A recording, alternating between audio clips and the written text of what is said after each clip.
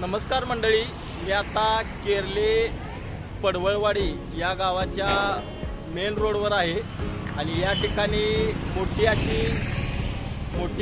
लयच मोठी अशी काय नाही पण छोटी भाजी मंडई आहे आणि या भाजी मंडईत इथले शेतकरी या ठिकाणी सकाळी इथे भाज्या वगैरे घेऊन येतात आणि विक्रीसाठी बसतात आणि साधारणपणे काही लोक संध्याकाळी सुद्धा इथं विक्रीला येतात आणि अशा पद्धतीनं भाजी विकून ते आपला संसाराचा गाडा चालवतात, आपल्या घराचा संसार चालवतात आणि या इथल्या भाजीवरच त्यांचं संपूर्ण आयुष्य चालतं आहे आणि त्यामुळं या जागेला खूप महत्त्व आलेलं आहे.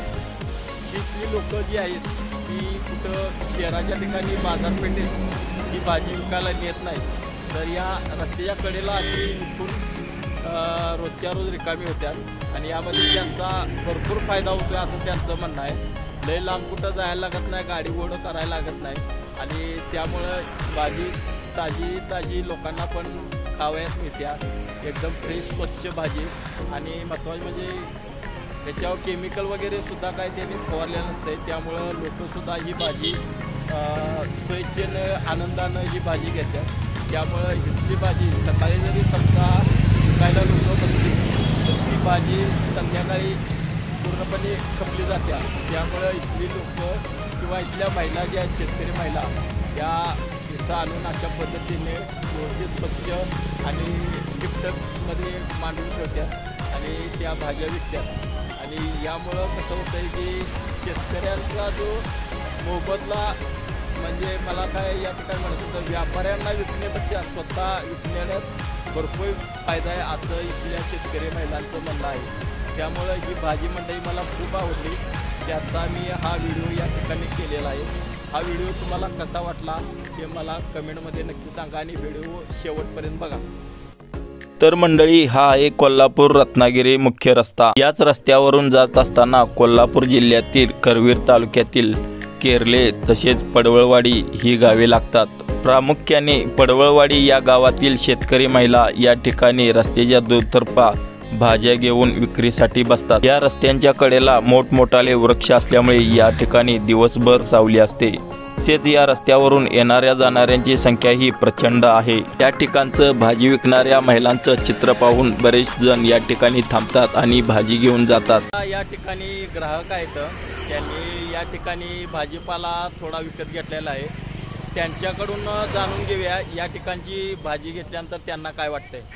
शेतकऱ्यांचा माल आहे, चांगला माल आहे, स्वच्छ माल आहे, इथून काढलेला आहे रानातला माल. शेतकऱ्यांचा माल खरेदी करावा या अपेक्षा आहे.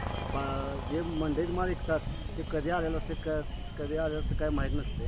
कधी शेतकऱ्यांचा माल हे स्वच्छ असते, चांगला असते, चवीदार असते, चांगला मस्त असते.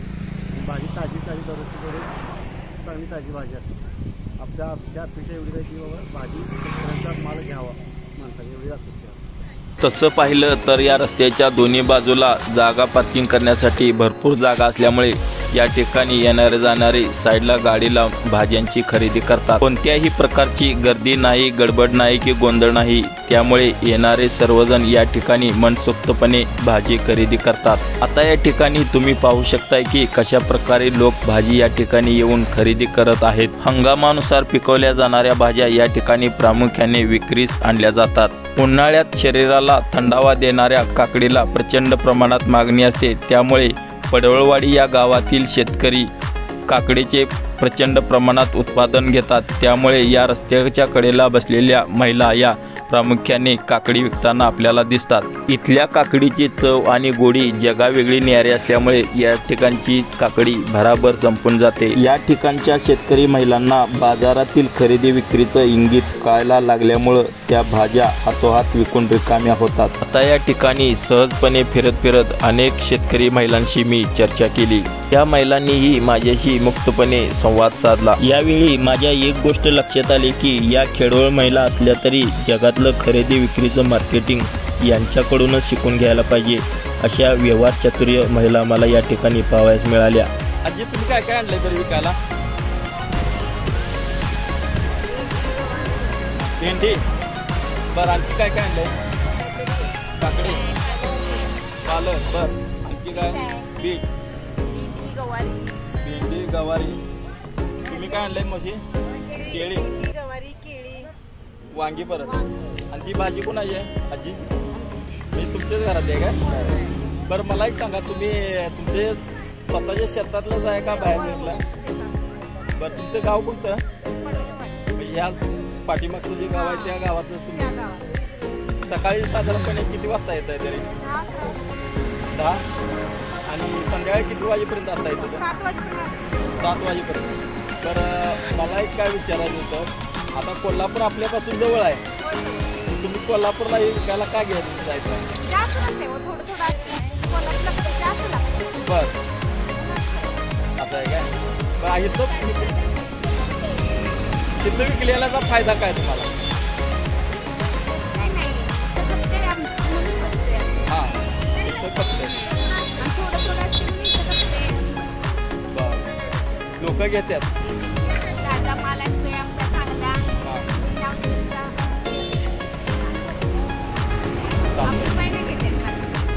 साठी काय काय आणलंय? ही वांगी, काकडी, लिंबू पण आणले ना? म्हणजे तुमच्या दारातल्या झाडात. आणि आलं सगळं शेतातलंच आहे. बरं तुमचं गाव कोणतं? पडवळवाडी. आणि मिरच्या तुमच्या स्वतःच्या राहणार. बरं इथं बसल्यानंतर तुम्हाला परवडते का बाबा इथं बसून विकायला? सकाळी किती वाजता येत आहे तरी? 11 वाजेपासून तुमच्या इथे विकायला चालू बसत आहे. आणि संध्याकाळी किती वाजेपर्यंत असत आहे तरी? 6 वाजेपर्यंत. तर वहिनी तुम्ही काय काय आणलंय? भेंडी, गवारी, वांगी आणि कोबी. कोबी आता कसा विकताय तरी? 1 कट्टा. 1 कट्टा ना? बरोबर. बरं आता ही किती दिवसाची आहे ही भाजी साधारणपणे? सकाळी तोडलेली? सकाळी तोडायची, सकाळी लवकर, आणि त्यानंतर इथं आणून विकताय. आता कशी आहे भेंडी तरी तुमची? हां हां मी भाव थोडाफार इकडं तिकडं कमी जास्त करायचा आणि विकायचं. पण आता ही भेंडी घ्यायलासाठी तुम्ही काय काय करताय तरी बाबा? आता भेंडी उत्पादन कसं घेताय तरी साधारणपणे? किती महिन्यानंतर लागवड करताय किंवा काय थोडं? किती? 1.5 महिन्यात. बरं आतापर्यंत किती विकली तरी? 15 दिवस झाले. म्हणजे साधारण आता कितीपर्यंत रुपयाची विकली काय? 1000 रुपये, 2000? हां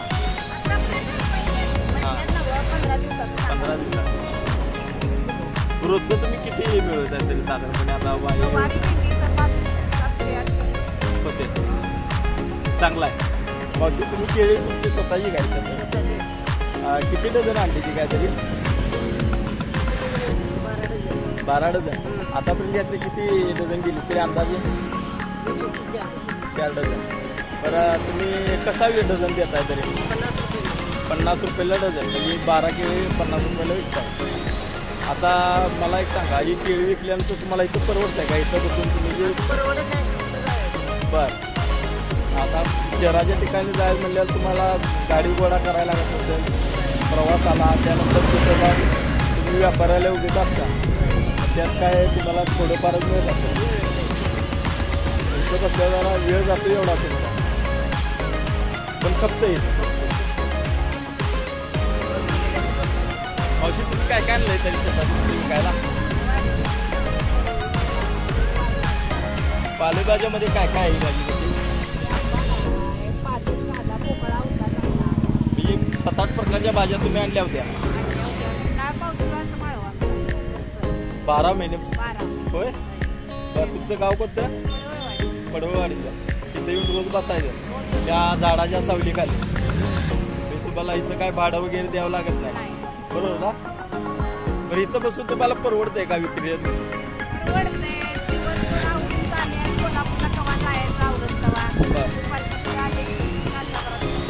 तासाभरात विकते? हां 1-2 तास लागते. खपतोय मला. आता यो कोल्हापूर रत्नागिरी रोड आहे. येणार जाणारी बरीचशी लोक असतात. हां, म्हणजे शहरात जाणारे किंवा कोकणात जाणारे सुद्धा बरीचशी लोक. हां, त्यामुळे तुमचा माल लगेच संपतो. हां, चांगला म्हणजे नेमकं काय नेमकं? बिल फवारणी, औषध फवारणी वगैरे. हां, ताजा आणि स्वच्छ माल, म्हणजे केमिकल वगैरे काय नाही, औषध फवारणी वगैरे काय.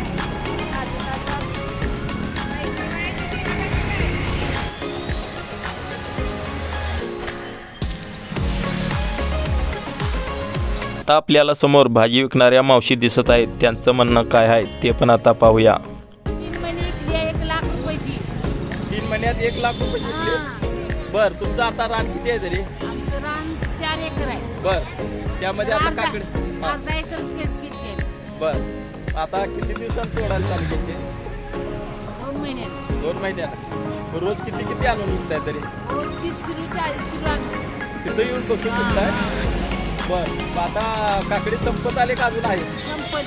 संपली आता जवळ. तर आता कशी किलो देत आहे काकडी तरी?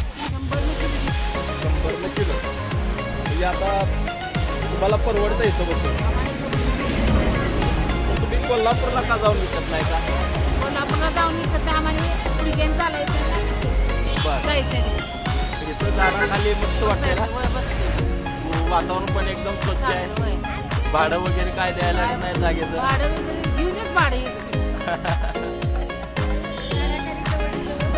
हां, घराच्या जवळ आणि या जायला तुम्हाला बरं पडतंय. त्यामुळे आताही मला वाटतंय तुमची भाजी मंडईच झाली. हां, 30 वर्ष झालं तुम्ही इथं येऊन बसून विकताय. बरं, रोजचं किती रुपयाचं तुम्ही अशी भाजी विकताय?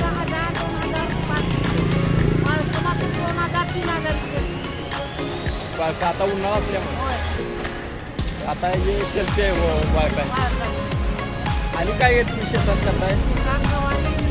गवारी, भेंडी पण.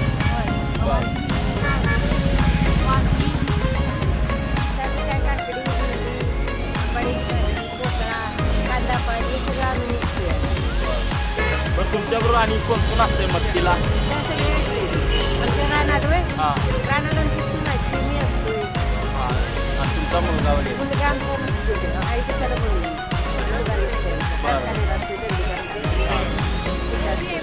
बरं, इथं येऊन तुम्हाला आणून देतात घरात?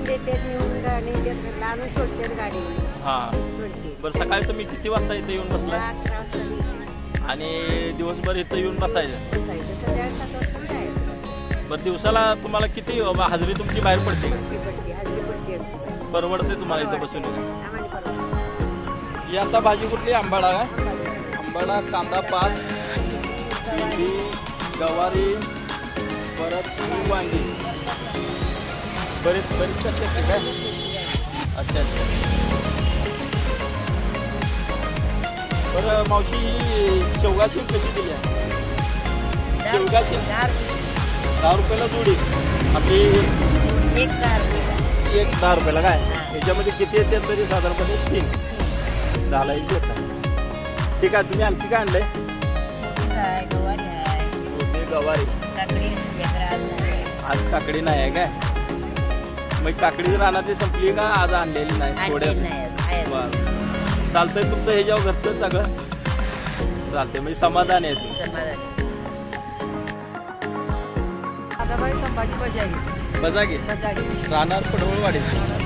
बरं, आता हे आंबे जे तुम्ही विक्रीसाठी आणले आज, ते तुमच्या आंब्याच्या झाडाचं? बरं, कधीपासून इथे विकायला बसलाय? आता 2-3 दिवस. 2-3 दिवस आता विक्री चालू झालाय. तर आता रोज किती आणताय तरी आंब्याचं? 100-200 आता कशी विक्री आहे तरी? बरं, म्हणजे आता आंब्याचं तुम्हाला रोपे किती मिळतात तरी साधारणपणे? 2000-1500. इथं आता बाहेर जर रानात गेलं तर तुम्हाला हजेरी किती असते? 200 रुपये. इथं तुम्ही किती मिळत आहे? 1000 रुपये तरी मिळत आहे. 700 तरी आरामशीर मिळत आहे. म्हणजे गजगजी तुमची कमाई तर होत्या गजगजी तिथे मी त्याच्यावर 10 माणसं आमची कुटुंब जगणार म्हणजे गजगजी कुंभार नाही बरोबर की तुमची ह्याच्यावर सगळं कुटुंब असणार कुटुंब आमचं ह्याच्यावर काय आता काय शेतातले एवढं शेतकरी कुटुंब म्हणल्यावर घरची होय. माणसं आलं आता या ठिकाणी आमचा एक गावकरीही आला होता. त्याने पण या ठिकाणी भाजीची खरेदी केली. पडवळवाडी या गावातील एवढ्या मोठ्या संख्येने महिला या ठिकाणी येऊन भाजीपाला फळे विक्री करतात. यावरून एक लक्षात येते की पडवळवाडी हे गाव भाजीच्याच नव्हे तर अन्नधान्याच्या बाबतीतही स्वयंपूर्ण असावं. अशा प्रकारे अनेक प्रकारची लोक या ठिकाणी येतात व त्यांच्या पसंतीच्या भाज्या घेतात व घरी जातात. तर मंडळी मी सुद्धा या ठिकाणी आता गवारी या मावशींच्याकडून घेतलेली आहे. अर्धा किलो साधारणपणे मावशीने गवारी माझ्यासाठी काढली आहे. मावशी कशी 40 रुपयानं या दरानं मला ही भाजी गवारी दिलेली आहे. या सर्व शेतकरी महिला पडवळवाडी या एकाच गावातल्या असून दिवसभर या ठिकाणी खेळीमेळीत राहून आपला भाजीपाला विकून संध्याकाळी घरी परततात. शेतकरी आपल्या शेतातील भाजीपाला किंवा अन्य माल शहरात जाऊन विकतात. काही वेळा फिरून विकतात तर कधी व्यापाऱ्याला तर काही वेळेस मार्केट यार्डमध्ये जाऊन विकतात किंवा भाजी मंडईमध्ये जाऊन विकतात. यामध्ये शेतकऱ्यांना खूप त्रास होतो. तसेच यामध्ये भरपूर तोटासुद्धा सहन करावा लागतो आणि व्यापाऱ्यांची यामध्ये चांदी होते. तर सांगायचा मुद्दा असा की या पडवळवाडीसारख्या जर मंडई गावागावात जर झाल्या तर शेतकऱ्यांना उलट चित्र पाहावयास मिळू शकते. गावाजवळच्या मुख्य रस्त्याच्या बाजूला झाडांच्या खाली अशा प्रकारे भाजी विक्री करू शकतात. यामध्ये व्यापाऱ्यांचा विषय येत नाही. त्यामुळे दलाली हा विषय या ठिकाणी संपून जातो. शहरात जसे डोक्यावरून पाठी घेऊन फिरावे लागते तसे या ठिकाणी तुम्हाला पाठी घेऊन फिरावे लागणार नाही. भाजीपाला खपल न खपल याची सुद्धा चिंता या ठिकाणी मिटून जाते. आणखी एक महत्त्वाचे म्हणजे या ठिकाणी शेतकरीच आपल्या मालाचा स्वतःच भाव ठरवत असतो. गावाजवळ भाजी विक्री केल्याने प्रवास खर्च सुद्धा वाचतो. शिवाय जागेचे भाडे सुद्धा द्यावे लागत नाही. तर अशा पद्धतीने खुल्या पद्धतीची ही भाजी मंडईची संकल्पना शेतकऱ्यांच्या खूपच फायद्याची वाटते. तर मंडळी, शेतकऱ्यांना मालामाल करणाऱ्या भाजी मंडईचा व्हिडिओ तुम्हाला कसा वाटला हे मला कमेंटमध्ये नक्की सांगा आणि व्हिडिओ आवडला असेल तर इतरांनाही शेअर करा. धन्यवाद. भेटूया पुढच्या व्हिडिओमध्ये.